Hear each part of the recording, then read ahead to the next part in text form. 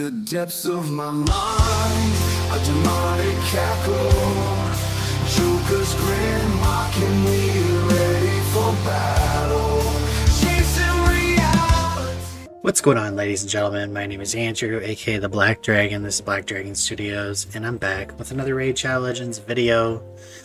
Today, we're just going to be talking about Raid from like a endgame low spender standpoint, as well as a free-to-play player standpoint, like early game free-to-play player standpoint.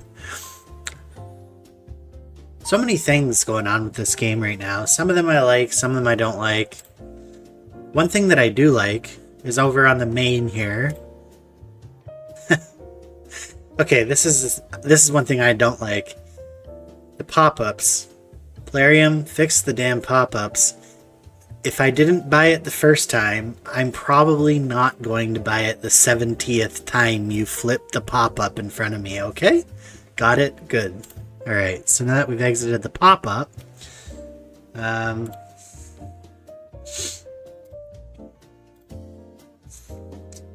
the main, today, I've decided to go with like a mixed strategy for pulling shards. Sometimes I'll save my shards and my soul stones. Other times, like if all of them are pulled, like Raid Plarium just rinsed us over the last couple of weeks because of like the events that were going on, and now they're going into a fusion. How apropos. But anyways, I wasn't going for that fusion anyways. I didn't care about it, so I'm not a big, like, part of the reason I like playing this game is the surprise element of a champion.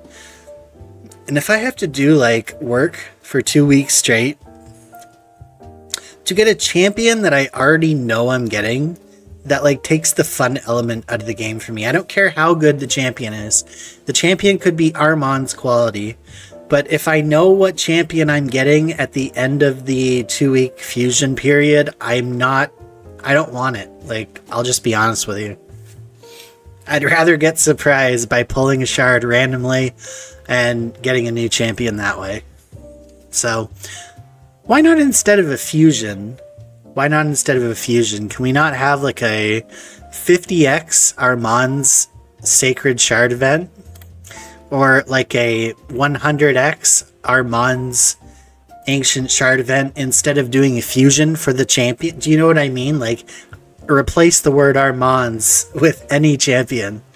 I think players would be a lot more apt to go with that style rather than the actual fusion itself. Because what happens to people seem to fail to realize that you can also pull other good champions just by pulling your shards. So there doesn't always need to be a 2x on or a 10x, 50x on to pull your shards. This is for me, and I'm just speaking for myself, but I like to pull shards, man. Sometimes I don't like to hoard shards and be like, okay, I have no clue what's in these shards for like the next 2 months. I'd rather just pull some shards now and know what I'm getting now. That way I can start planning ahead with what I have now. So today we opened up a couple of void shards, just a couple. Actually, over the last week I've opened up about 15 void shards. We got ourselves a Whirlim Frost King. You may be thinking to yourself, oh, that champion sucks. What is Whirlim Frost King? I've never heard of him before. Whirlim Frost King is an OG Void legendary champion from the Knights Revenant faction. And I would say that he's not that great. People seem to rate him in Arena. Those people don't know what they're talking about. He's not good in Arena. Just for Faction Wars endgame, he's actually pretty good. And I don't have a Knights Revenant damage dealer that I have built out. My Knights Revenant faction is actually in shambles. So I was upset when I first pulled him because it was during like the 10x Marichka event or something like that. But oh no, it was during the 10x Sifi event. We ended up getting Whirlim Frost King. So I've got like Narma, she's a support champion. Whirlim is a support champion, I guess. sort of. But I think he can do a little bit more damage in the long run, like AoE damage than Narma can. So that's like our 2 legendaries that we have right now for Knight's Revenant, and the rest is all just epics. I've got Rector Drath, can't do damage. I've got Kitus, can't really do damage. It's very like situational. And then I have Whisper. Golden Reaper, I didn't even know I had Golden Reaper.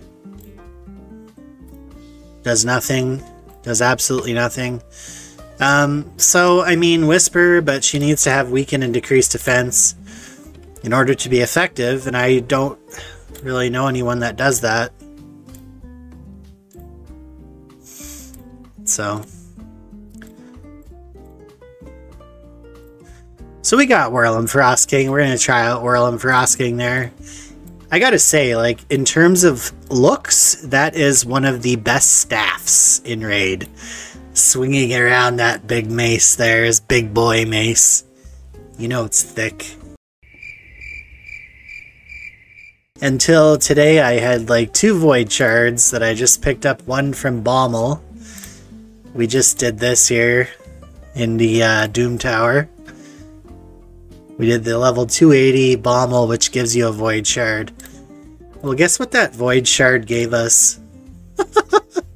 I've got my Arbiter here. And now I've got another Arbiter. God damn, where are you? Right here. So I've got my second Arbiter. And, yeah, man. We're gonna be building out a second Arbiter. Now, many of you may be thinking to yourself, why would you want to build out a second Arbiter? Why not just +1 the Arbiter? Well, actually, what I forgot to do is Faction Guardians this. High Elves, Legendaries. High Elves just loves giving me duplicate Legendaries. So there we go. 10% extra attack, 10% extra HP for the Legendary High Elf Guardians.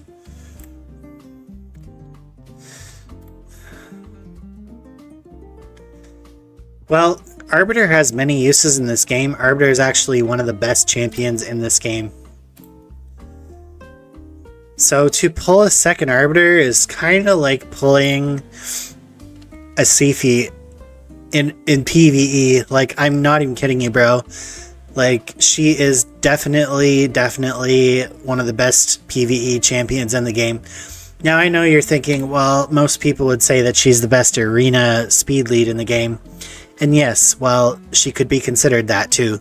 But once people start using Stone Skin in live arena, and once people find a way to get around speed, Arbiter becomes terrible in arena, actually. Arbiter becomes one of the worst arena champions. But she never loses her value in PvE. Arbiter, in fact, since the inception of Hydra, Arbiter has become increasingly known as one of the best PvE champions in the game.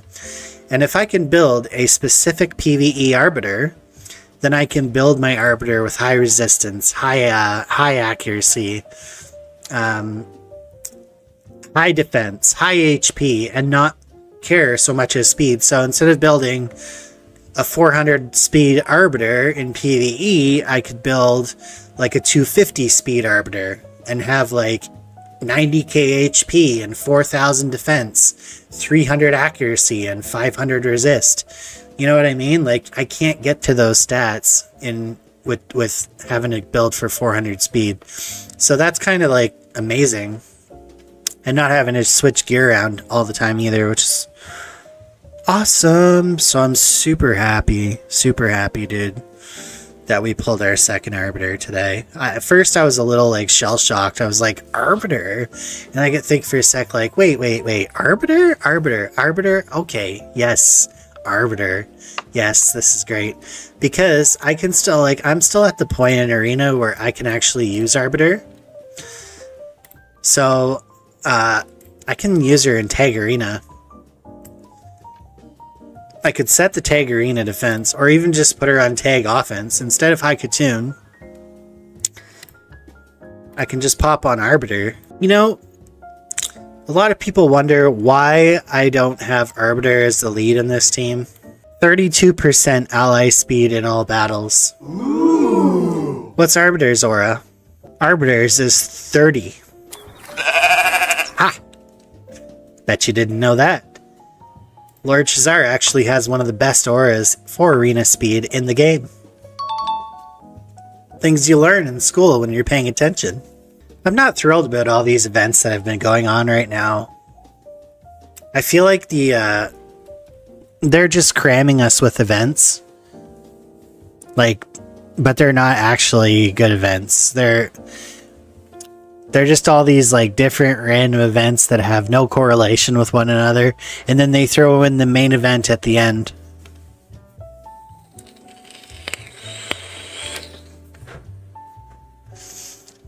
I just did a race. There was a champion training event going on this week, and they had a massive eternal soul zone. Let me rephrase that. Rewind that. Rephrase that. They had an eternal soul stone for the winner of the champion training event. So I decided to race for that because for me right now, where I'm at in the account, it's very important for me to get soul stones because I'm very far behind in my soul stones. Let's pull a soul stone. Just like this is going to screw up RNG. They're not going to expect us to pull that. And I just pulled the Geomancer 5-star perfect soul. Are you kidding me? This is so awesome, dude. See what I mean? We just RNG was like, yo, I got this Geomancer. He's never going to pull the soul. Only pull during a 2x event, you say?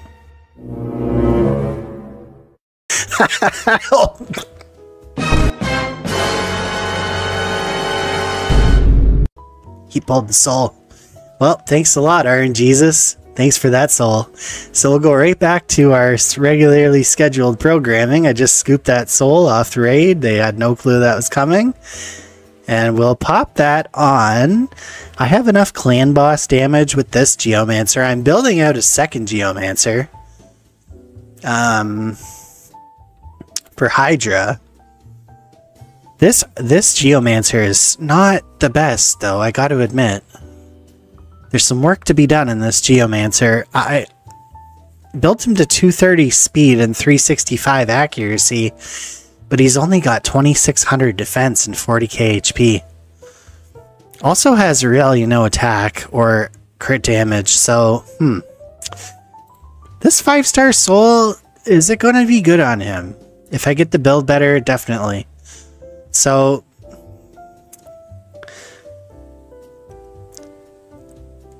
I also have a +1 Geo over here, but I think I'm honestly, oh man, I really have to consider my options here with this soul, because if I put it, this is my clan boss Geomancer, okay?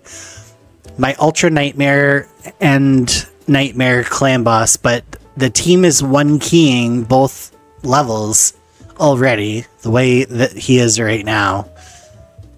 But the problem is, if I take him and give his gear to this Geomancer, I don't know if we'll be able to 1-key the clan boss. We'll see how smart you are when the K9 comes. I got 99 problems, but Soul. chain one. Hit me. 99 problems, but Soul. chain one. If you haven't girl. +1 Geomancer, give him good gear, and work towards a +4.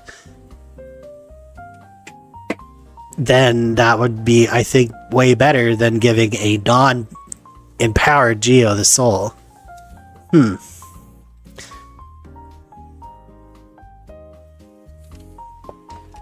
Well, here's what I'm going to do. I'm going to do the right thing, and I'm going to give it to the +1 Geomancer.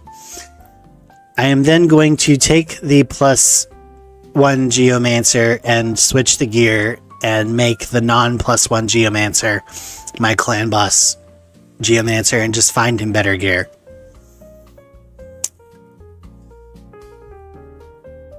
So that I can do Hydra. So that's the play here, I think. Even though it might not work out in the short run, it's definitely going to work out a lot better in the long run. And that's always the thing with Raid that you want to think to yourself.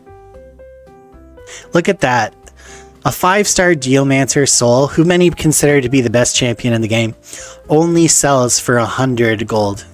That's insane. That's insane. That's crazy. Look at all the stat bonuses you're gonna get from this. What do we even put on Geo? I'm guessing Cruelty. Whenever this champion hits an enemy, decreases their defense until the end of the round. Occurs once per hit. Plus 5,500 HP. Plus 600 attack. Plus 450 defense. Plus 30 crit damage, 60 resistance, and 60 accuracy. And that was going to sell for 100 gold in the shop. That was going to sell for 100 gold in the shop.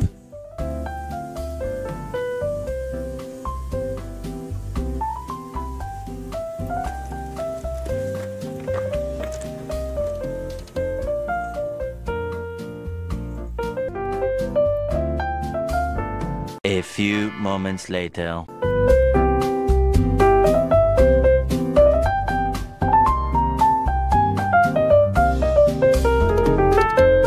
One hour later. 100 gold in the shop.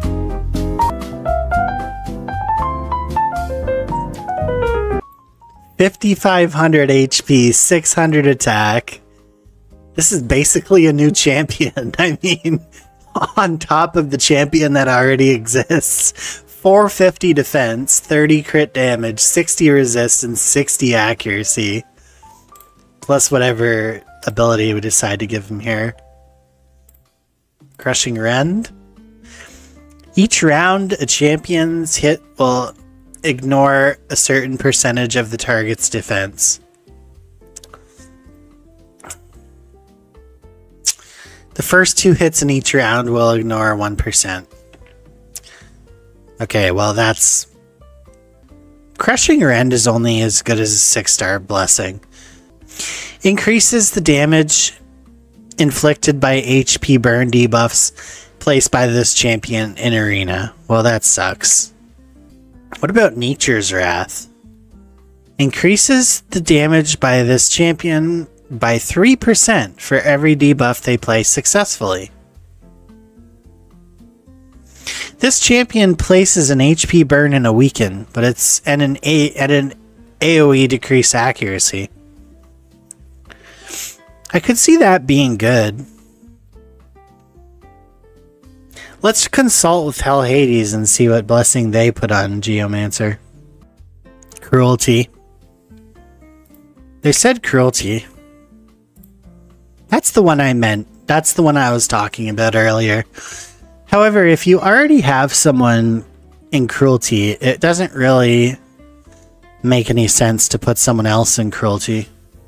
So yeah, it's got to be Geomancer with Cruelty. But I mean, just the stat boosts alone off that is like pretty insane. Like I got 100k power Geomancer here, folks. He's a slow boy Geo though. That's the problem why I can't use him in other areas of the game. He's got 59k attack, 100 crit damage, and 282 crit damage. 338 accuracy, but 156 speed. Not looking too good. The speed is not looking too good. Do we go ahead and take Geo off of the Soulstone list, wish list now? I'm sure there's other champions I'd like to get a soul for. I already have Genbo as a 6-star, or as a 5-star. I think we'll take Geo off. Don't really need the 6-star, but Crushing Rend is pretty insane as a 6-star. But it's like, who would I even want? Who would I want? I have Seer. Husk, I guess? I don't know. Probably the second Geomancer, honestly, is better than most of these champions. I did just pick up a second Deacon Armstrong, and in fact, I did just pick up a second Godseeker, so let's go ahead with a second Godseeker there. Yes, shards have been good to this account lately, I can't lie to you. We picked up a Seer, we picked up a Godseeker, a second Godseeker, So now I can build out these are champions that you really want seconds of. Like, yes, sir, may I please have some more? May I please have some more Arbiter? Yes, may I please have some more Godseeker? Yes, can I please have another Deacon? Like, they're giving me all the champions. We just picked up a Dudan the Runic. I'm very excited to test this champion out. Sylvan Watcher, it's my first non-rare Sylvan Watcher that I've pulled. And boy, is he ever an interesting one. He has a taunt on his A3, a taunt debuff, a taunt. So whenever he places the taunt on himself, everyone else has to attack him with their A1 if they are going to do an attacking move. If they don't do an attacking move, they can just do like a debuff or like a heal on their team or a revive or something. But if they're going to attack, they have to use their A1 on him. It works like a provoke. Well, provoke's better, you say. Well, actually, yes, provoke is better. But not every boss can be provoked. And the nice thing about taunt is, if you can keep up the taunt for long enough, in Hydra, the heads can't actually eat your guy because the taunt is there. So if you work it out that the guy with taunt is also the guy with the most amount of buffs, he can also be your, what is it, Head of Mischief? The boss that steals all the buffs from the guy with the most amount of buffs? Yes, Head of Mischief. So attacks the enemy with the most buffs. Steals all buffs from the target. And this is on an A1, by the way. Steals all buffs from the target and 50% of the target's turn meter. However, will ignore Veil and Perfect Veil buffs. However, if you have high enough resistance, there's nothing this head can do. So, let's say for example that we want to make our Dudan the Runic the Head of Mischief tank. And I think he'd be a great Head of Mischief tank. We find a way to increase the value of the taunt debuff from 2 turns to 3 turns. He will have the taunt debuff up 100% of the time, meaning in Hydra, you will not get eaten 100% of the time. How does that sound? I think he's a pretty frickin' insane champion, and I can't wait to build him out. But we've got so many good champions over the last little while. I think this is going to be the play, though. Godseeker increases the duration of all buffs on all allies by 1 turn. But also has, like, other great skills that are good for Hydra, like a passive revive and an active revive. Healing, healing, healing. Also super tanky. Rated one of the best champions in the game for a reason.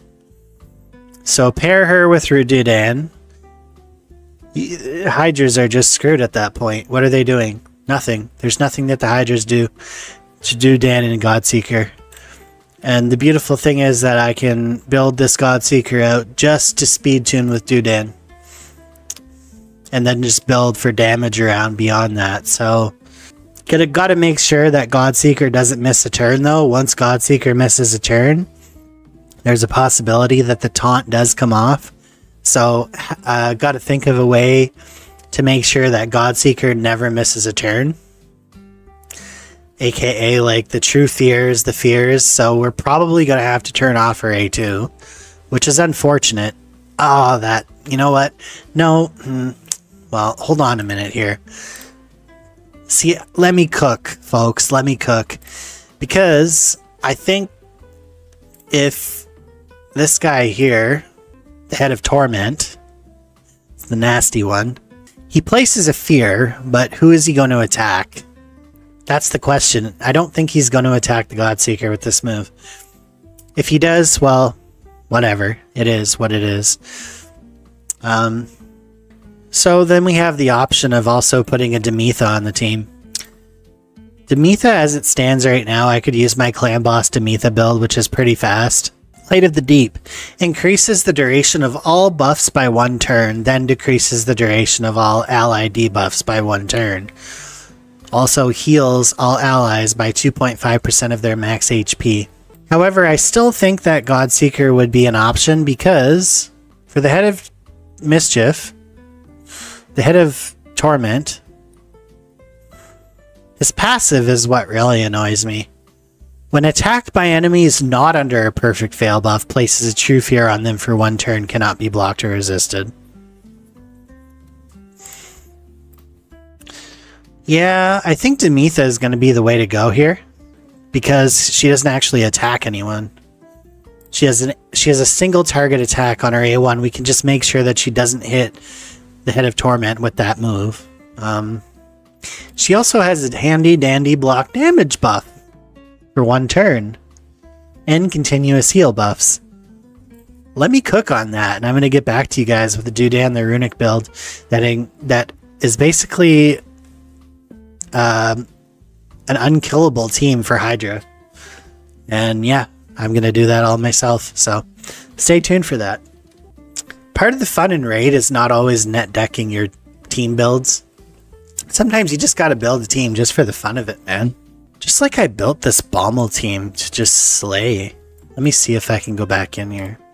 Like, just look at how this team works, okay? You guys have never, I can guarantee you've never seen this team before. Because it's a horrible team in theory, but I don't have, like, amazing champions for Bommel built out. So, yes, I just got Burn Geary recently, but other than that, I never had any good champions that could really excel in Bommel. These are all just their regular builds, regular team, but the team comp is what's special, okay? We've got an Ursula the Mourner and regen gear. She's our reviver. We've got an Arbiter for turn meter boosts and the auto revive. We've got Demetha for healing and block damage. We've got Eox the Rememberer for decrease attack, decrease crit rate, meaning Bommel is never going to crit our team, and his attack is always going to be cut in half. Also poisons for damage. And Necrit for buffing. Watch how this team works. You would never think that they could win, but this team wins 100% of the time against Bommel. As long as he can't kill my Ursula, he's never killing our team. And yeah, it's going to take a while, but like, I'm not going to sit here and farm Bommel. I just want to get through the level. It took me about 3 months to figure this team comp out. Because I couldn't get through Bommel, and I was like, who the hell is going to be our damage dealer? Yes, this team can do it. This team can stay alive. But I couldn't figure out who was actually going to be the damage dealer to fit with the Necrit, the Demetha, the Ursula, and the Arbiter.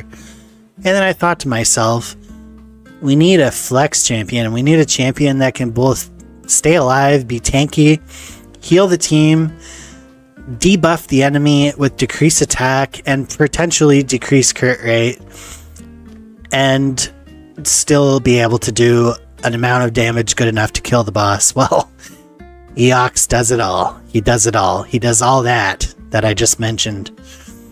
Bommel, don't care. You could put down 45 bombs. This team is never dying unless 3 or more bombs all explode all at the same time and kill Ursula. However, if they explode while the block damage is up on Ursula, they're not killing anybody. So this team is only capable of winning if Ursula stays alive. But Ursula is in regen gear. Ursula's not dying. Not with that. Not with the amount of shielding, ally protect, strengthen, continuous heals, block debuffs, and yeah, it just, the list goes on and on, man. The list goes on and on. Bombs will explode here. Boom, boom, boom. Ursula had the block damage, doesn't matter. The only one that died off those 2 bombs is Necrit. Another bomb goes off, doesn't matter. We don't care. Ursula pops back up. Or Arbiter may die here. Don't care. Ursula will just revive her later. Although I don't think Arbiter is going to die here. If Demetha can heal. Oh, block damage works too. Yeah, bombs do 0 damage to block damage. So, I mean, Demetha, my friends, Demetha, come on. You gotta say, Demetha is one of the best epics I think in my humble opinion, Demetha is probably like one of the best epics in the game. I love Demetha. I would not be upset to pull a second Demetha. I'd probably honestly just go ahead and empower the Demetha that I have now because her build is fairly optimized. I mean, she's very fast, very tanky, and does a lot of damage too, by the way, with her A1. Her A1 can deal a lot of damage with War Master.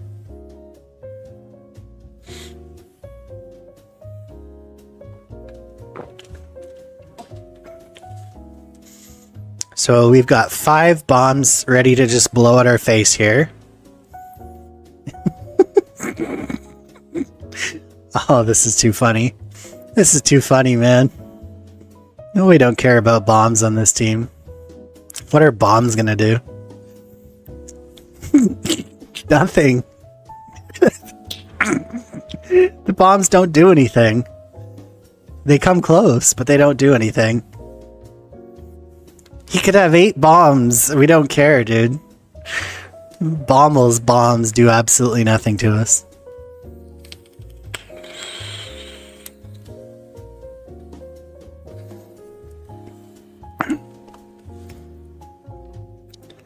It's just so satisfying to see the amount of bombs that Bommel has on the ground at all times. I'll be fair with you. If we could increase the resistance of the guy that Bommel keeps stripping, I don't know who he keeps stripping. So basically what happens with Bommel's A3, removes all buffs from all enemies, then attacks them, places a bomb on each enemy that detonates for 2 turns, places 1 additional bomb for each buff removed by this skill. Each time an enemy places a debuff, except bomb debuffs on Bommel, places a bomb debuff on that enemy. Okay, so where are the kegs coming from? That's what I don't get. See, his bombs are going... his bombs are going off, but they're doing nothing to our team. Oh, this is just too funny, man. This is comedy I've rated in its finest, purest form. Bommel has 75 bombs, and they just can't affect us. Why won't you die? And with all the poisons that Eox is doing, so we've got Eox for healing. We've got Ursula in a regen set, so she can just heal herself at any given point in time. Arbiter healing, Necrit just shielding. Necrit with a block damage and getting healed constantly is absolutely overpowered, by the way. His ally protects cause us to get a shield whenever our HP, whenever the shield is broken that he placed initially. Yeah, I don't even know what to say, man. Look at all these bombs. This is insane. We don't like how do we survive this? I have no clue, but we do.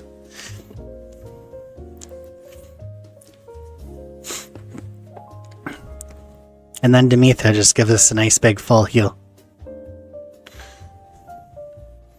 As long as 2 bombs are just going off at a time, that gives us enough time to heal. I think we might die.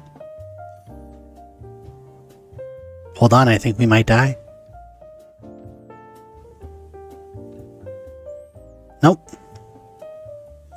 Nope, the block damage came just in time. Wow. Wow, I genuinely thought we were going to go down there, and then I remembered. Wow. We just survived 8 bombs, dude. 8 bombs from Bommel. Only one of our champions went down. The other 4 champions were not even below half health. This is incredible. It's a work of art, really. I might make a video on Bommel, to be fair with you. I might legitimately make a Bommel video to showcase this team. The problem is not a lot of people have Necrit, and I understand that, so I haven't really made a Bommel video, but this may be worth it, because I know there are probably a lot of people out there that have a Necrit that can't do Bommel. Well, you can do Bommel. You just have to have these other champions, and these other champions are mostly epics or free-to-play Arbiter. So, other than Necrit, this is a very, very easily accessible team to do what many consider to be like the hardest boss in the game, Bommel. I think he's not the hardest boss in the game, honestly. I think that the hardest boss in the game is not Bommel. I don't like what Raid's done. I don't like what Plarium's done with this, you know, Thor, Odin, Freya, and all this other crap. Low-key. I don't like what they've done with it. So they put out 4 new legendary champions, but only one of them is free to play, and the others you have to literally expend all of your resources to get. One of them is going to be in a Deck of Fate, which is probably, I think that it equates to $300 worth of resources to finish the Deck of Fate. Another one is going to be in the 10x Sacred Shard event. So you don't even have a guaranteed chance to pull this champion. It's just a 10x and the 2x Sacred Shard event. So you're not guaranteed to get that either. And then Odin, of course, well, Odin's probably going to be in a summoning pool, which is going to be like the hardest of all to get. So you could also get Freya and the summoning event. I think your best chance of getting Freya is going to be in the summoning event, as well as Odin. But each Prisma Shard costs $20. Just sliding over to the free-to-play account here for a minute. I just want to give you guys a quick free-to-play update. I decided to start a free-to-play account. We are on day 81. We're on day 81. Progress we've made, we're already doing stage 6 of Iron Twins. Don't really do Iron Twins. We're on stage 20 of all the potion dungeons. I can do stage 17 of Ice Golem. I can do stage 20 of Dragon Lair. I can't do the Odin dungeon, unfortunately. Remember, this is only day 81. Stage 15 of Minotaur's Labyrinth. And stage 17 of Fire Knight's Castle. And then stage 17 of Spider's Den. Can't really do Sand Devils, can't really do Phantom Shogun. Arena, we've made Gold 1, but we can't progress any further than Gold 1 at the moment. We pulled an Ankora. Ankora is our first legendary champion. Insane luck to pull White Queen Ankora as our first legendary champion. One of the best champions in the game, for sure. But the luck didn't stop there, folks. Then I pulled Tyrant Ixelmore. AoE HP burn, ally protect, and increased defense on a 3-turn cooldown. Pretty insane champion for most areas of the game. But the luck didn't stop there, no. And then I was going for the Drexar fragments from the Tag Team Arena. And I bought 3 fragments, and then I pulled this guy out of a Ancient Shard. Drexar Blood Twin. AoE provoke, a HP burn when attacked. Places an HP burn on an enemy when attacked. A1 HP burn.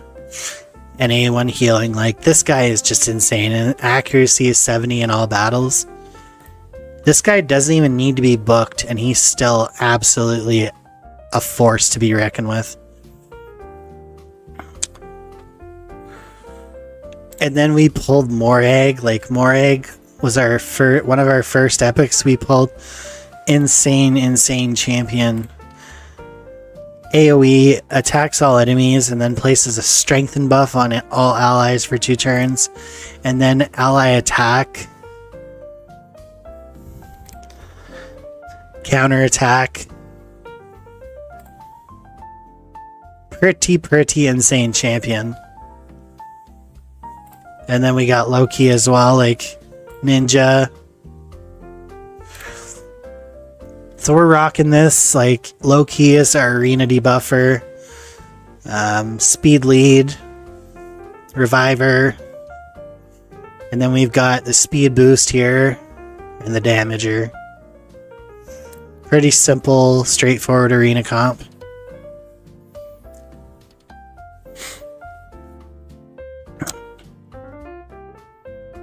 It's just a lockout comp, just a lockout. We didn't get the lockout there, unfortunately.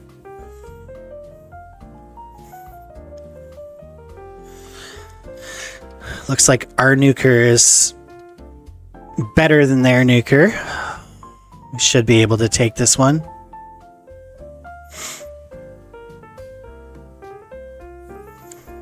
Just hang on a second here. Let's go ahead and kill this, kill this Doom Priest. Yeah, that'll help a lot. Heal myself. Kill this dude next.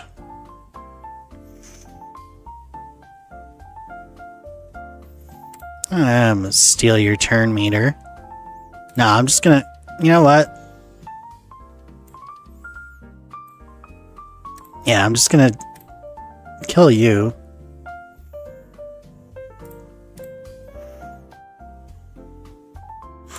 And then steal Ninja's turn meter.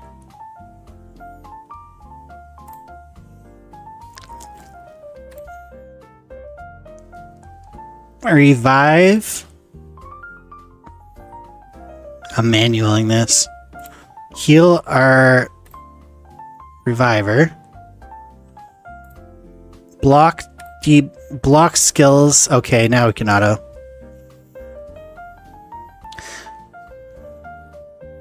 Got a lot of survivability, but man oh man, that team... What really screws us is when we don't land the block active skills at the beginning of the round. Turns into a 2-3 minute fight.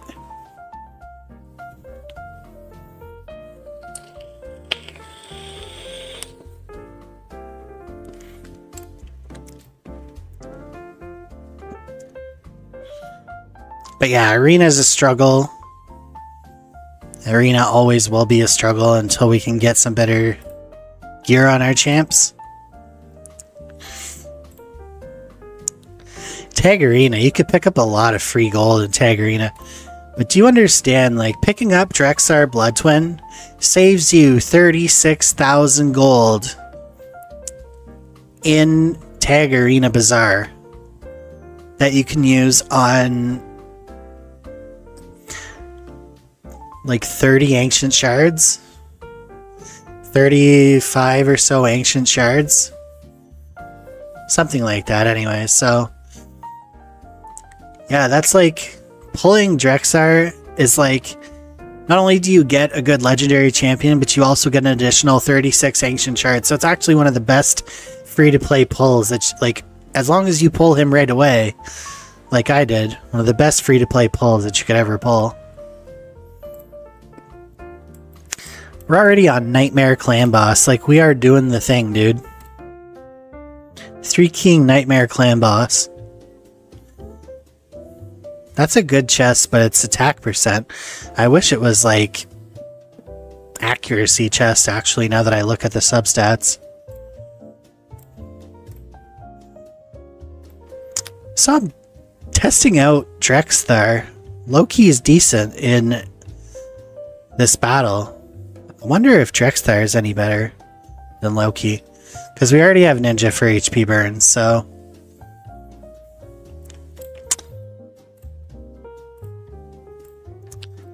A lot of people are undecided on Loki. Let me see if I can convince you guys that Loki is good. It's free-to-play clan boss. This is unbooked.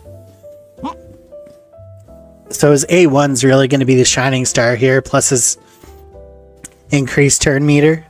I turned off his A2, so just basically trying to increase the duration of all debuffs on the clan boss with his A1 but since it's unbooked, it doesn't work as good as it would. But his misstep is also very good, because when the clan boss tries to stun him and his misstep activates, not only does it save all of our champions for the stun, but it also saves a lot of damage.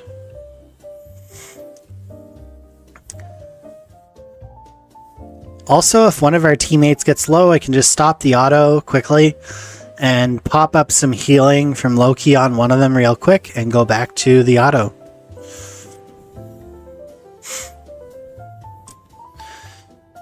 So you know about Ninja, you know about Morag, you know about White Queen and Loki. Our damage dealer is actually Fane.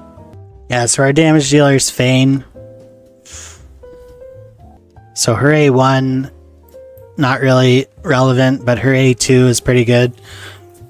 On a 3-turn cooldown, attacks places 2 poisons and a decrease attack. So we can have decrease attack up for the whole matchup. Loki can increase the durations of the poisons and decrease attack, and then her A3 decrease defense and weaken.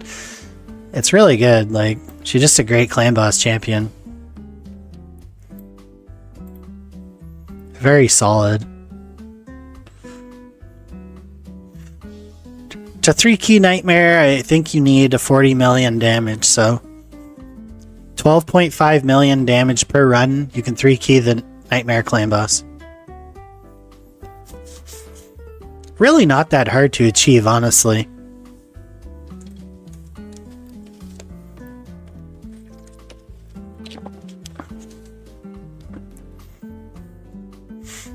But yeah, once Loki's fully booked, I think that she'll pair very well with Fane.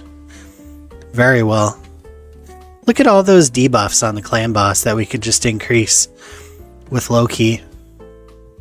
There, he just did it there. 6 debuffs increased, so factoring in Loki's damage from all those increased poisons, that's a lot of damage.